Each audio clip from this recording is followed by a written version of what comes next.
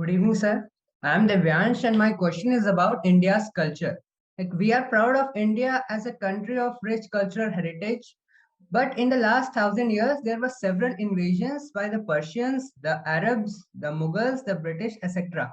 Still, our culture is relevant and we are known worldwide for it. I wish to know what kept Indian culture alive despite so many invasions.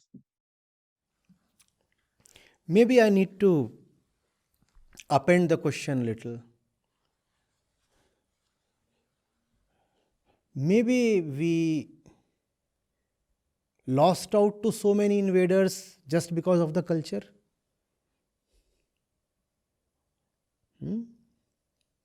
Maybe.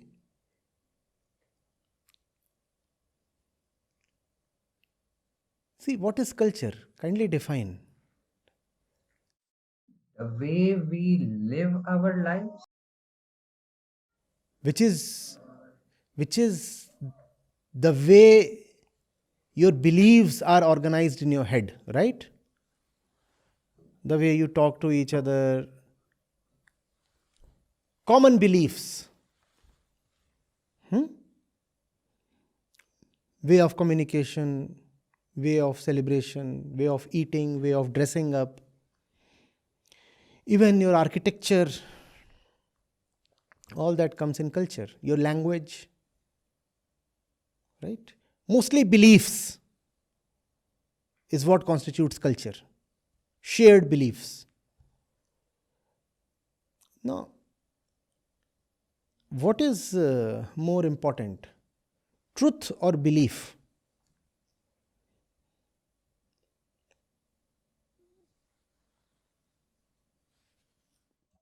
Mm, Truth is important, but it's not completely black and white. Like if a person is not able to uh, have something to believe into, what the truth is just objective. It's not a motive. Like, we have a purpose because we have a belief. So that's what keeps us going. So, if that belief is not rooted in the truth, then you will have a purpose, but that purpose will have nothing to do with the truth. What's the point of having such a purpose? Yeah. If your purpose is coming from your beliefs and not the truth, what good is the purpose?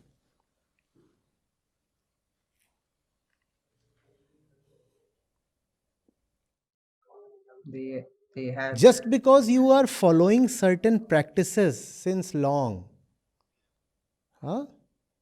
Do those practices become equivalent to the truth or a substitute for the truth? Also, what you call as your culture varies from city to city. I'm not even talking of north and south. I'm saying it varies city to city. Also, what you call as your current culture is simply the culture you have been following since last 50 100 years.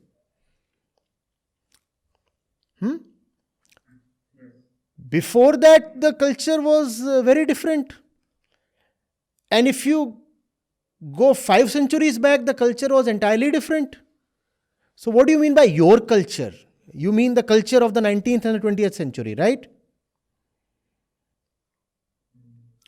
Believe me, you don't follow the culture of the 17th, 18th century. Why don't you follow that culture? If value lies in everything that is in the past, why don't you go further back in the past?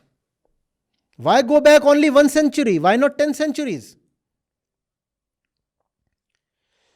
Now, clothing, for example, is a part of culture. Look at the stuff you are wearing. Where did it come from? It is not in your culture. Why are you wearing this? The language we are talking in is not a part of your culture. Why are you communicating to me in this alien language?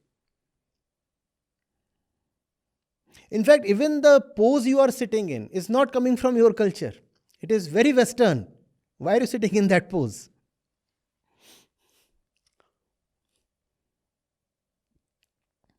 Chips. Where have they come from? Pizza?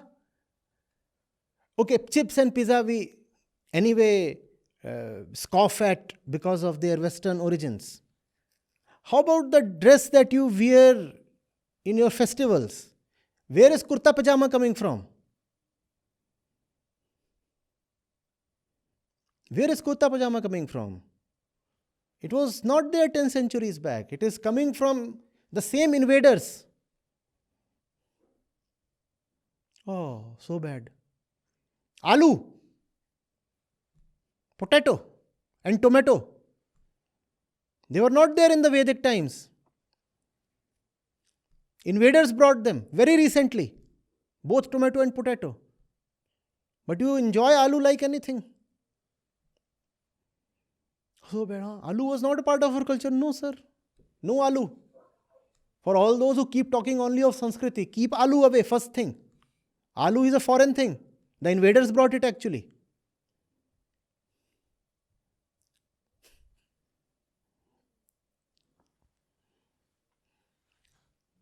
What do you mean exactly by rich culture? What is this richness in culture? To me, only Satya is rich, only truth is rich, all else is nothing. The fireworks that you celebrate so much in Diwali, do you think you are having fireworks 3 centuries back?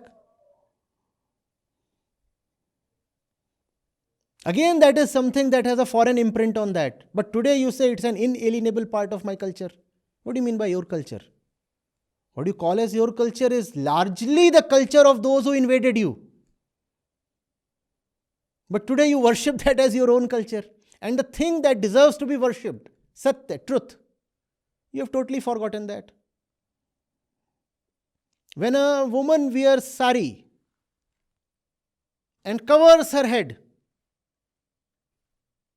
you say, look, lajja, this shyness, this modesty is Indian culture.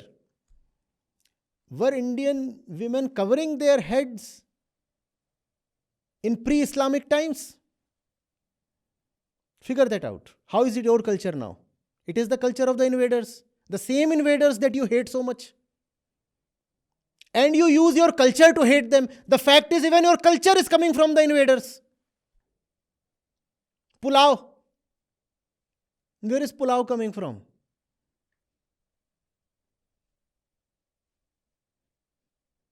Most of the food items on your plate today, you'll not like it when you hear where they are coming from. And many food items that you do not like today, they were originally a part of your culture. For example, somras. Today you say, oh, all the Sanskritiwadis will say, alcohol is so bad, alcohol is so bad. The thing is, if you go to the Vedas, continuously even the rishis are praising som. Indra is especially fond of som. It was Islamic morality in which alcohol was banned. It is Islam that detests alcohol a lot. Alcohol is bad, alcohol is bad. So do you know where your aversion to alcohol is coming from? It is coming from the invaders. In your culture, alcohol was great. Not that everybody was a drunkard. But nobody was taking the issue of alcohol very seriously. It is all right. Let there be some soma. And it used to be a part even of religious offerings. So rishis have gathered and there you have somras. What is your culture? The real man, the man of truth, is devoted to mukti and satya, not to Sanskriti. In some sense, entire Bhagavad Gita is a struggle of mukti against Sanskriti. Arjun is quoting all the things related to Sanskriti. Culture. He is saying, if we fight, then all the Kshatriyas will die. So all the Kshatriya women will then marry people from the lower castes, lower Varnas. And Varna Sankar, babies will be born. This is Sanskriti. And if those are born, then the homage that they will offer to the dead ancestors will not be accepted. And the souls of the dead ancestors will remain thirsty and restless. And Krishna says, keep all this trash aside. To hell with your culture. I'll tell you that the only thing that matters is mukti, liberation. And liberation is what I stand for. So be devoted to me and do as I say. Keep all your misogyny and your superstition aside. And do you see all these things in what Arjun is saying? He is saying women, they should not marry lower castes. Men were allowed to marry lower caste women. But women, they should not marry non-Kshatriyas. And superstition, a lot of superstition in what Arjun is saying. All that is in chapter 1 of Bhagavad Gita. So what you call as your culture has a lot of superstition as well. Why do you want to venerate that? Culture is man-made and it should keep getting refined episodically, timely, continuously, rather. Not even episodically.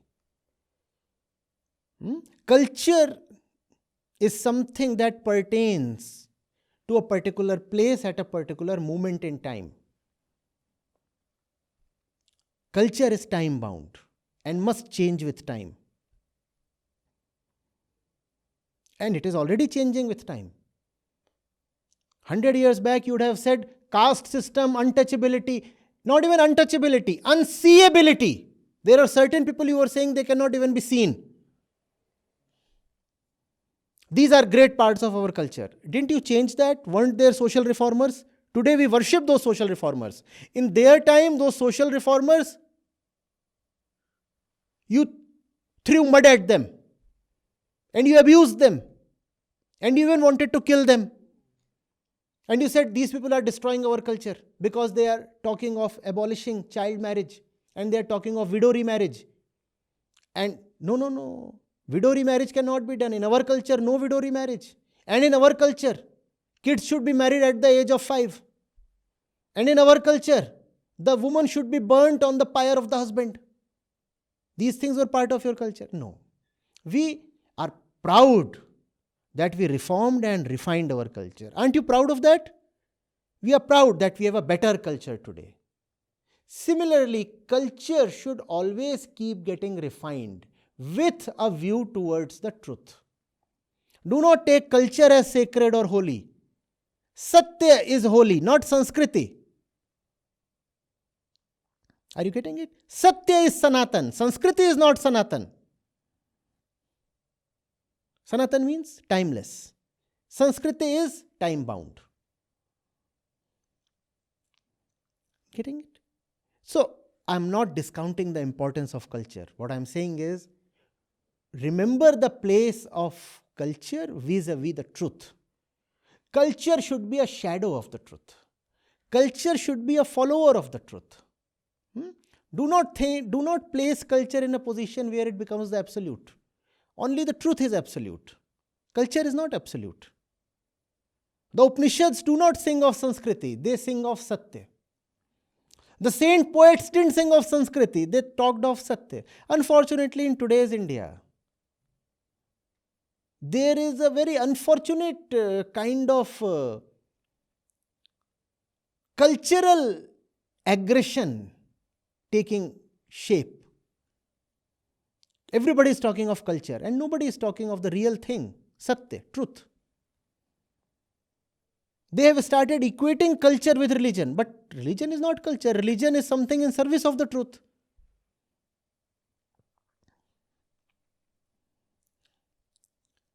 Are you getting it? Huh?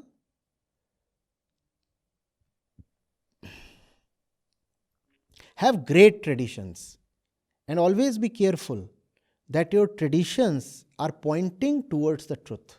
Only then the traditions have life. Otherwise, the traditions fall dead. And there is no point carrying dead load over the centuries. I'm not discounting traditions. There can be beautiful traditions. But only when you know the meaning of those traditions. Only when those traditions arise from your heart, just ritualistically and blindly obeying traditions will take you nowhere. If traditions have to exist, let there be lively traditions. In fact, with an eye on the truth, with a mind devoted to the truth, you can even begin new traditions. Because all traditions began at some point in time. So why can't new traditions begin today? New, great, sacred traditions can begin today. And even the traditions that begin today must end at some other point in time. Because today's traditions will be applicable to today's man, today's environment, today's society, today's economy.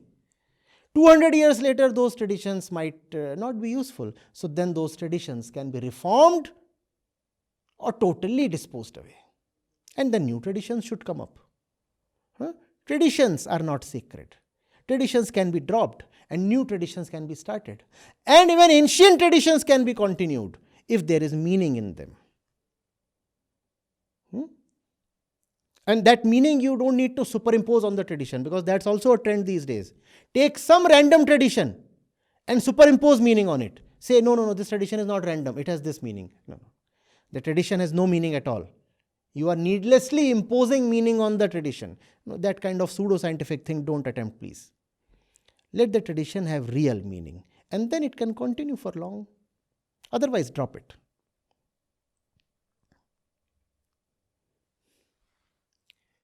I wanted to ask one more, like you use the term tradition, and I wanted to know the if there is a fundamental difference between tradition and culture, or they are the same thing, or Culture proceeds on tradition. The way our culture, it is feasting on tradition. Culture need not be very strongly tied to tradition, but in our country that is not the case. In our country, mostly what you call as cultural is also traditional. Is that not so? When you say cultural, it almost immediately and completely means traditional, which is not an equality that's necessary. Culture need not be definitely equal to tradition. You can have new culture arising in light of a fresh, devoted, sacred consciousness. So culture is amenable, culture can be changed. That does not mean I'm saying everything that is traditional has to be dropped. But there is a lot in our traditions that deserves to be dropped. And let's please drop it. Let's not try to needlessly defend it.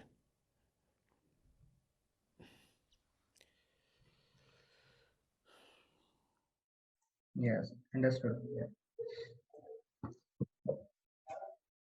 Thank you.